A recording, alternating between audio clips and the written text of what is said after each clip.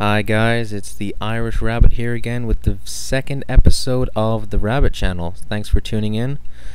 Yeah, that's right, it's the second episode. I'm getting very close to world domination at this point. And I have a subscriber, that's awesome. Hello, whoever you are. Hopefully you're watching. Hopefully you haven't ignored me completely. Anyway, let's just get straight into it. I decided to make my top 5 games for 2008. Just as taking a break from the second Jack Thompson video. That's right, there is going to be a second Jack Thompson video. I'm just trying to work out some of the kinks and finalize some research for it. It's going to be pretty good, I think. Might even be 2 parts. You never know.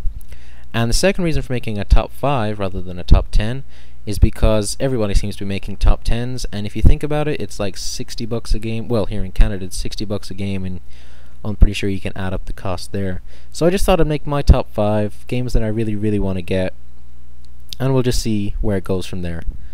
So let's just get straight into it. Number 5, Gears of War 2. Now, Gears of War 1 was a huge hit and really showed what the 360 can do.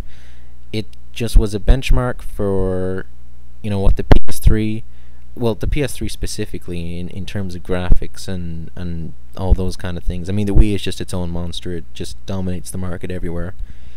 But it really was a benchmark for these next-gen consoles, and I thought it was just a great game and well deserving of Game of the Year. The only reason it doesn't climb any higher on the list is really simple. There's only one trailer, and that's the GDC trailer, the Game Developers Conference trailer, for those of you that don't know what GDC stands for, and any other info known about the game is scarce at best. We do know that you're going to be able to fight the Brumak in the 360 version, and that's pretty awesome. I remember playing the original and thinking that monster looks sweet, I hope we get to fight it, and then it was taken away. And then of course in the PC release, those bastards got to fight it. And I heard my PC can't run Pong, let alone Gears of War, so unfortunately I didn't actually play it. But I've heard that it wasn't really that satisfying. So let's hope they work out some of the kinks there and they give us a real challenge, especially on Insane level. So, I mean, with that said, the just lack of everything going on, let's just move straight on to number 4. Something that we can actually talk about and a lot of people are looking forward to. And that is Fable 2. Now, Fable was a huge success on the original Xbox, and I think that definitely shows with the fact that it's now downloadable content through Xbox Live as an Xbox original. Who's going to surpass it in terms of overall gameplay and story and obviously graphics and things like that. But not to mention that this time around there's going to be co-op. Now, Peter Molyneux and all those people from Lionhead, I should say, are keeping pretty quiet on whether this is going to be online co-op or offline co-op, but I'm expecting online co-op myself because anything else simply won't do this day and age. If you put co-op in your game, it has to be online. I'm sorry, I mean, I really do enjoy split-screen gaming with some friends, but it has to be co-op these days, just because, this is the next generation. We gotta really start beefing things up a bit, and online co-op should be a standard now well, definitely in any game that offers co-op, but I think in a lot of shooters, online co-op is just something that people really enjoy. And it's just great to see that, especially in an RPG. I mean, I can't really think of any RPG that has online co-op, or co-op at all, actually. Well, with the exception of like the MMOs like World of Warcraft and stuff like that.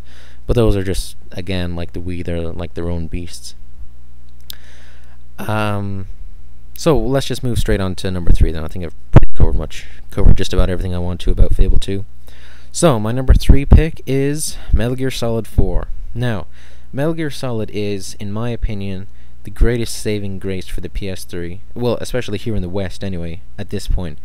I mean, it's the sole reason I'm gonna buy a PS3. Now I have to admit, yes, okay, the cat's out of the bag, I don't have a PS3, and I don't have a Wii, simply because it's just fucking impossible to get one. But the reason I don't have a PS3 is just because there's no games out at the moment. What's one huge reason for buying a PS3 when Metal Gear Solid 4 comes out? Well, besides the fact that Metal Gear Solid 4 is out, the fact that it's actually going to be a pack-in with the PS3.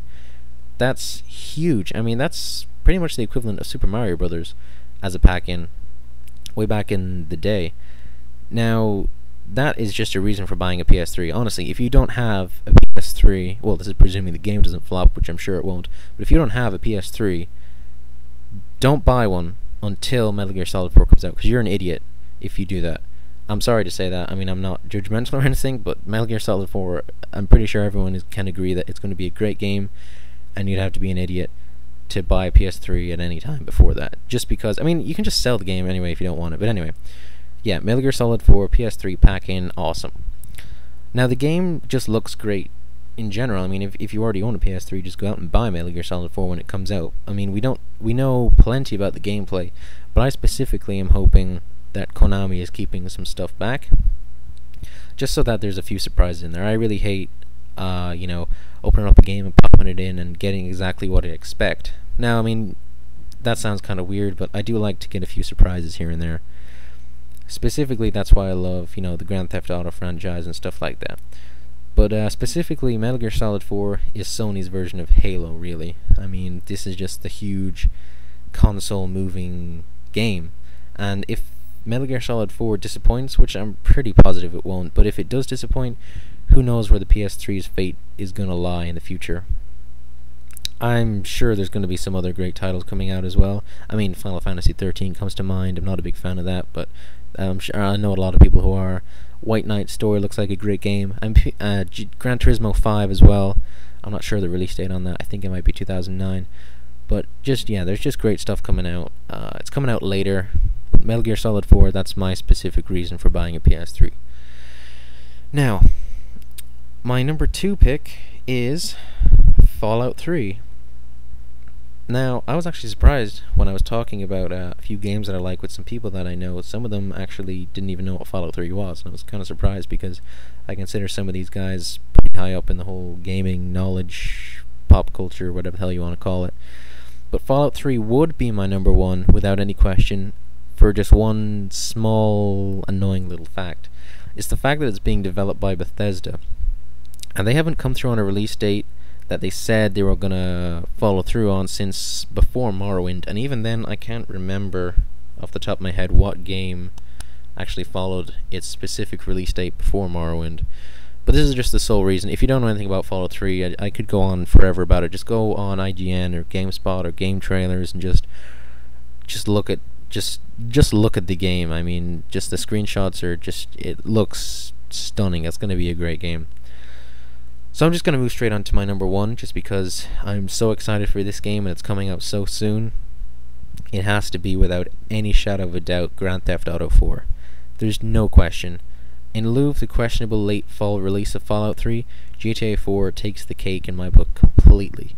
Just natural motion in the game. It's incredibly realistic, well, for a GTA game, but I've also seen some things and heard some people talking about it, and it just looks great.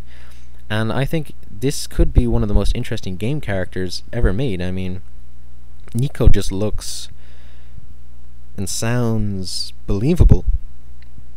And that's something rare in a video game. I mean, you don't often get believable characters. Usually they have some kind of backstory that's just not very believable. But, I mean, well, okay, we don't know much about Nico at this point, but you can just tell it's going to be a great game. Nico's going to be a great character, and you just team all this great natural motion stuff and realism tied in with the always cinematic GTA series. That's just a great recipe for a great game, and I can't wait for it. It's coming out. Today's the 1st of April, and it's going to be coming out so soon. I've got my pre-order down, and I'm really, really looking forward to this game. This is the Irish Rabbit and the Rabbit Channel signing off. Thanks for watching.